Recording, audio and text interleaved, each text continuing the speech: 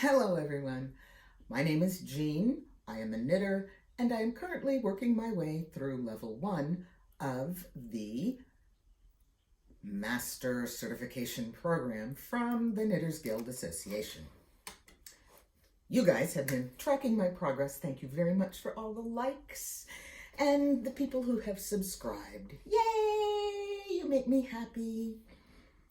Last time I talked to you, I was talking about my swatches going to fail. That's because I looked at them with a very critical eye after I had blocked them and saw many problems. So I re-knit the swatches and corrected the problems. And I now have gotten back to where I was before. It was the first 5 swatches. I'm working on swatch 6. Does this look like swatch 6? No, it's actually a piece that I am using to practice and make sure I'm getting the correct lean that I want. And oddly enough, I'm not seeing it on this lifted increase. I don't see that it leans at all. Weird, but true. So it's going to make my work go in the direction I need, but I'm just not seeing that it leans. And 1, 2, 3, and there's my added stitch. I'm not sure I like this increase that much, but I'll figure it out. I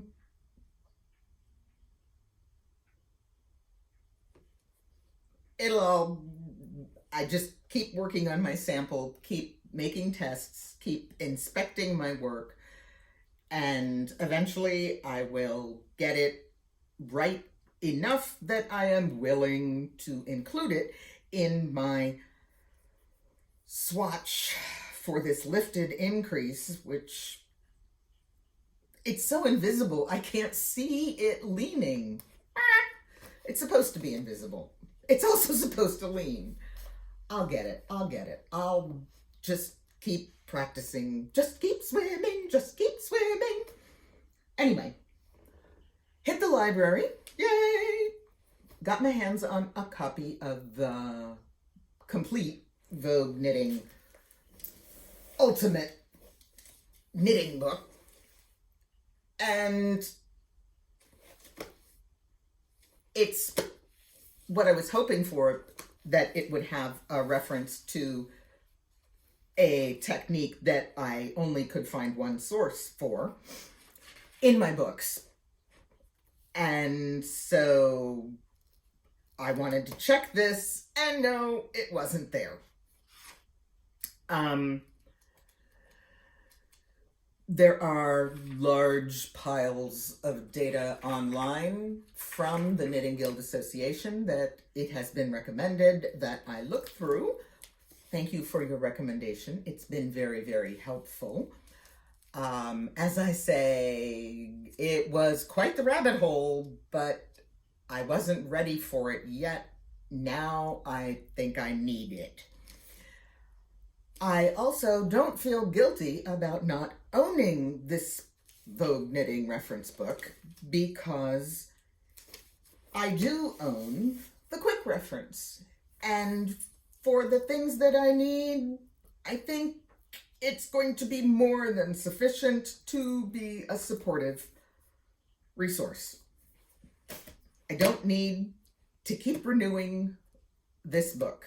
I even got it through interlibrary loan. My local library does not own a copy, but hey, I'll return it on time and not accrue any overdue fees. I'm a good library patron like that.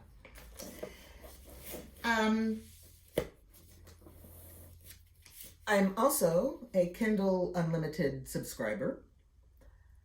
I do read a lot of fiction, but I realized that this book is available through Kindle Unlimited.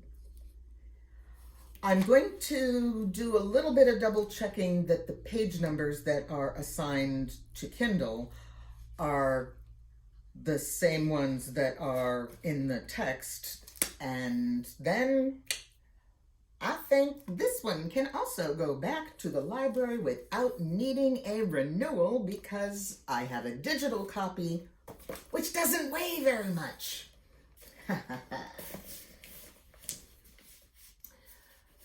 Other than that, let's see. Swatches are up to date. Well, no, I didn't. Right now I am where I was after having gone backwards a little bit and forwards again. I am stuck on this one, and I am thinking to avoid some frustration, I may skip this one, knit a few others, and then come back to it later. The world is not going to end if I don't knit my swatches in perfect order. As I see the skills required in the swatches are sequential, it's still not going to be too much of a problem to skip a single lifted increase and move on to the paired increases and decreases, blended or fully fashioned, and get those sorted out, because they're actually not that difficult either. But I will be able to make progress and have completed swatches, and then do another blocking session and inspect and see which ones I can keep and which ones I have to do over again. The doing the swatches over again, I repeat, it's not stressing me out.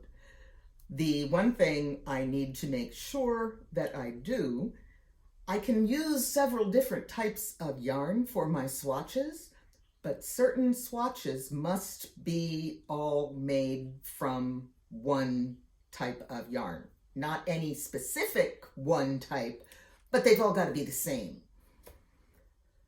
And right now, I don't have any problem with that. I've got a lot of my skeins.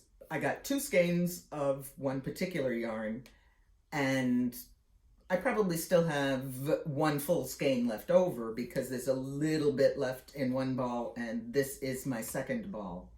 Well, no, it's not a ball, it's a cake. I will also say that when I use my Skein Swift and ball winder to create a cake of yarn, I am not happy with the first iteration, and I will then take that cake of yarn, pull from the center, and start over and wind it a second time. When I wind it the first time, it's pretty dense. It's tight. There was a lot of tension on the yarn as I wound it, so it creates a cake that's more dense. When I wind it the second time, the cake that I get is much fluffier, and the yarn has room to breathe and not get tangled. And some people like to draw from the outside. Some people like to draw from the inside. I tried the outside, don't like it. I'm an inside person. I know this. It's not a problem. But I think that's our update. And if you like it, hit the like button and please subscribe. I enjoy talking about my progress and figuring out what I'm gonna do next. Y'all have a good day.